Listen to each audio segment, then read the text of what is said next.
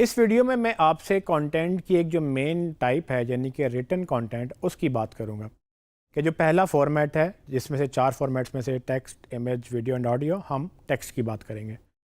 अब मैं आपको डिफरेंट एग्जांपल्स दे सकता हूं कि टेक्स्ट किस किस तरह से लिखा जा सकता है।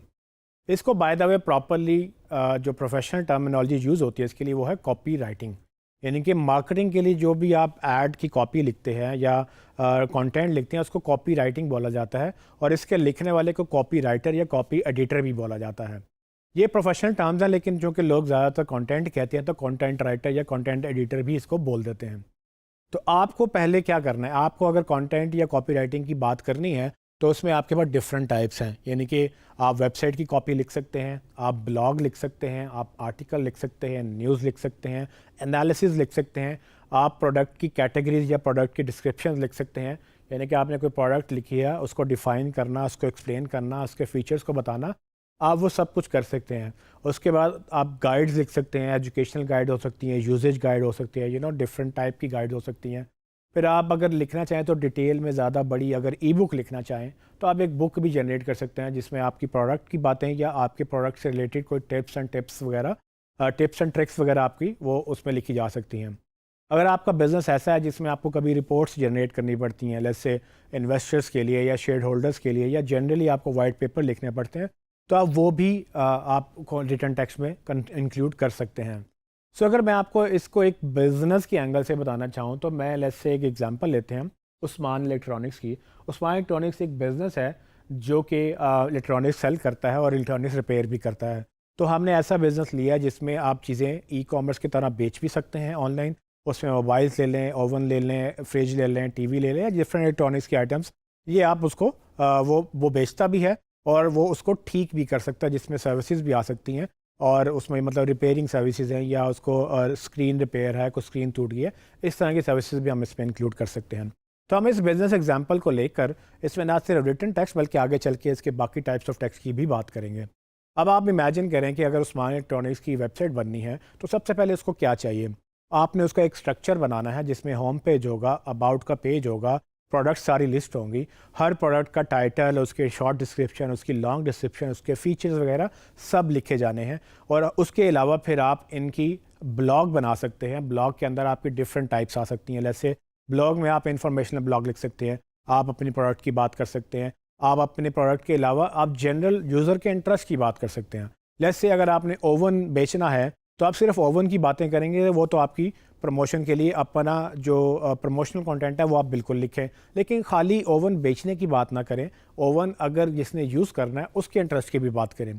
तो ओवन कौन लोग यूज़ करते हैं? वो लोग जिन्होंने कुकिंग करनी है। तो आप बजाय इसके कि सिर्फ ओवन की बातें करें, आप आर्टिकल ये भी तो लिख सकते हैं कि आपने 10 रेसिपीज़ कैसे बनाएंगे, मतलब क्विक रेसिपीज़ या रेसिपीज़ अंडर 10 मिनट्स। तो 10 मिनट में आपने अगर ओवन से रेसिपीज़ बनानी है तो वो क्या होंगी।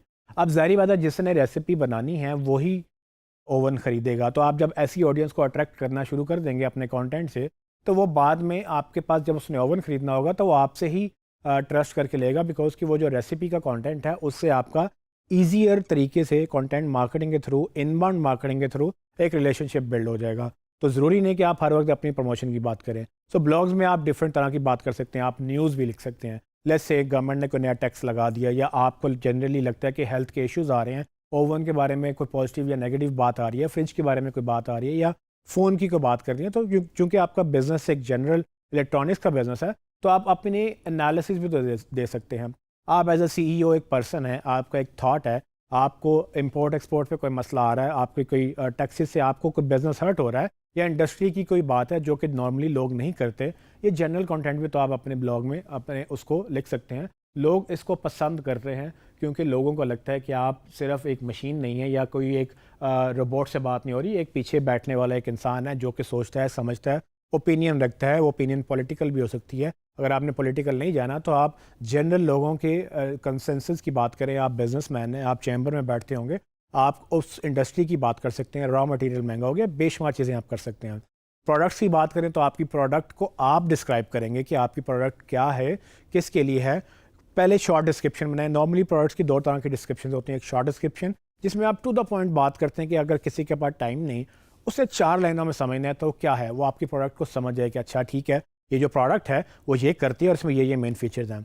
फिर आप उसकी लॉन्ग डिस्क्रिप्शन भी लिखते हैं। वो लॉन्ग डिस्क्रिप्शन 1500 वर्ड्स की हो सकती है, 1000 वर्ड्स की हो सकती है, 2000 वर्ड्स की हो सकती है। उसके अंदर आप लिखें कि अच्छा भाई अगर आप ये करते हैं तो ये इसका ये फ़ीचर मौजूद है, अगर आप ये करते हैं तो अगर आपको ये चीज़ चाहिए इसमें ये फ़ीचर्स भी मौजूद है। तो आपके पास पूरा प्लेग्राउंड होता है, आप तसल्ली से उसको डिटेल में लिखते हैं। ये कंटेंट उन लोगों के लिए होता है जिनको तसल्ली से रिव्यू करना होता है कि भाई ठीक है मैंने ये देखना है तो इसमें फ़लानी चीज़ है या नहीं है, या फ़लानी चीज़ है या नहीं। फिर उसके बाद अगर आप देखें तो आप गाइड्स बना सकते हैं, मतलब आपने कोई आर्टिकल लिखे हैं इस तरह के जो टिप्स एंड ट्रिक्स से रिलेटेड हैं, तो आप उसको गाइड में कन्वर्ट कर लें। ये गाइड एक बहाना होता है लोगों को कुछ फ्री देने का, और उसके अगेंस्ट आप अपना उनका नंबर ले सकते हैं।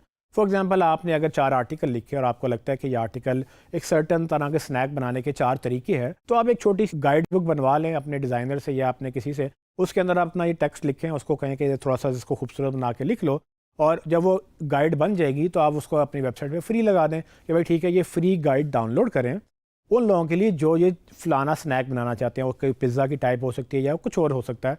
तो आप उसके 4-5 टिप्स को एक गाइड में ट्रांसलेट करके जब आप उसको लिख देंगे तो लोग उसको डाउनलोड करना चाहेंगे, और इस बहाने से आप उनसे ईमेल या नंबर उनसे ले लेंगे। सो आप ये कह सकते हैं कि सब्सक्राइब करें ताकि आप ये फ्री गाइड डाउनलोड कर लें, या आप अपना नंबर दें ताकि आप फ्री गाइड डाउनलोड कर लें, या किसी भी तरह से आप उसको वो गाइड देना चाहेंगे और वो आपको नंबर मिलना शुरू हो जाएगा। इससे आपका वो जो डायरेक्ट मार्केटिंग वाला कॉन्सेप्ट है कि हाँ ठीक है, जिसने आज आपको गाइड डाउनलोड की है, कल अगर आपकी नई प्रोडक्ट आती है, कोई नई प्रमोशन आती है, कोई डिस्काउंट आता है, कोई स्पेशल डे आता है, कोई कुछ आपने लॉन्च किया है, आपके पास वो डेटा मौजूद होगा। तो आप अपनी गाइड के थ्रू वो डेटा कलेक्ट कर सकते हैं।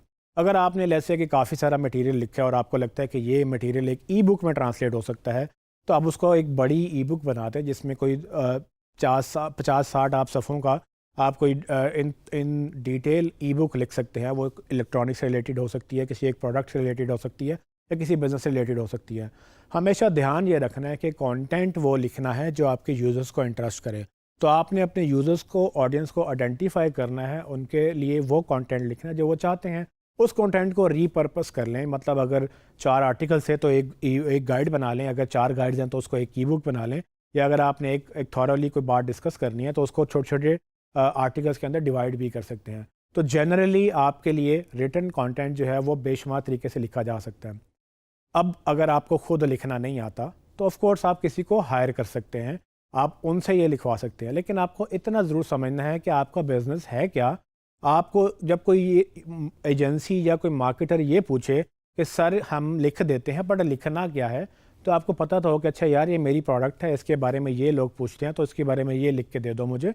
कि आपको रिटन कंटेंट के बारे में आइडिया होना चाहिए कि आप लिखने में क्या क्या कर सकते हैं। एक चीज़ आपने ज़हन में रखनी है कि इसकी क्वालिटी और क्वांटिटी दोनों इंश्योर करनी है। अगर आप एसईओ फ्रेंडली कंटेंट लिखना चाहते हैं तो गूगल ये कहता है कि कम से कम 600-800 वर्ड्स होने चाहिए हर पेज के ऊपर। अगर आप 1200 से 1500 वर्ड लिख रहे हैं तो अच्छी बात है, अगर आप 2000 से ऊपर जा रहे हैं तो बहुत ही अच्छी बात है, क्योंकि जितने भी नंबर 1 पेजेस रैंक करते हैं वो रिटन कंटेंट जो है वो 1500 से 2000 के बीच में लिख रहे होते हैं। तो आप अपनी रिसर्च कर सकते हैं कि अच्छा ठीक है मैंने एसईओ करनी है तो उसके लिए मेरा कंटेंट कितना होना चाहिए। तो अगर आप प्रोडक्ट को रैंक करवाना चाहते हैं तो ये समझ लें कि 100-200 वर्ड्स काफ़ी नहीं है। अच्छा ये भी लोग गलती करते हैं कि वो एक ही कंटेंट पूरे पेजेस पे लिखवा लेते हैं। लेट्स से वो कहते हैं कि उस्मान एक ही बात है, मतलब हर जगह पे लिखे जाए तो क्या मसला है। वो डुप्लीकेशन में आता है और वो हमने एसईओ में कवर किया है, लेकिन आपने मेक श्योर करना है कि कंटेंट एक तो किसी का डुप्लीकेट ना हो ताकि आपको पेनल्टी ना पड़े। दूसरा ये कि आपको वो सेम कंटेंट आपने अपनी वेबसाइट में नहीं लिखना ताकि लोग बोर ना हो जाएं।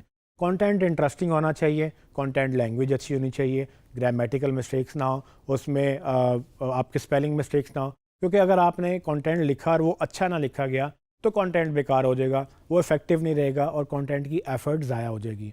सो रिटन कंटेंट की मैंने आपको डिफरेंट एग्जांपल्स बताई। आप अपने बिजनेस के मुताबिक इस एग्जांपल को अंडरस्टैंड करते हुए अच्छा कंटेंट लिखें या लिखवाएं या अपने क्लाइंट को सजेस्ट करें, किसी भी तरह से करें, लेकिन रिटन कंटेंट एक मेजर पार्ट है। इससे एसईओ भी इनेबल होती है। कल को जब आप ऐड से ट्रैफिक लेकर आएंगे तो वो लैंड करेंगे तो वो ऐड की ट्रैफिक भी एक लैंडिंग पेज पे लैंड होगी, वो भी आपको रिटन कंटेंट उसमें भी चाहिए। तो ये रिटन कंटेंट की एक बहुत मेन अहमियत हासिल है इसको, और एसईओ में जो कीवर्ड रिसर्च होती है ना वो इस कंटेंट में से ही निकलती है। तो आई होप कि आपको आइडिया हो गया होगा।